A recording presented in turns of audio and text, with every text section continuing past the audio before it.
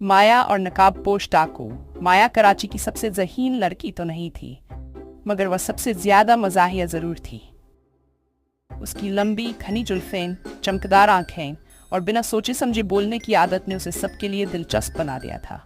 कभी कभार अपनी ही शरारतों का शिकार होकर एक बदकिस्मत दोपहर वह बैंक में ऐसे दाखिल हुई जैसे कुछ हुआ ही न हो, बिल्कुल बेखबर कि वह एक डकैती के बीच में आ चुकी थी।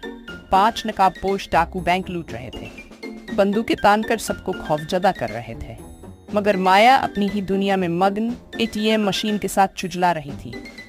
उफ, ये मशीन मेरे पैसे क्यों नहीं दे रही? मैंने बटन 100 बार दबाया है, उसने गुस्से से कहा। एक डाकू ने मुड़कर हैरानी से उसे देखा। क्या तुम अभी वाकई ये कर रही हो? माया ने पलकें झपकाईं। ओह, मैं रास्ते में हूँ, मुझे हट जाना चाहिए। डाकू ने सिर पकड़ लिया। हाँ, जब तक कि तुम खुद डकैती में शामिल नहीं होना चाहती।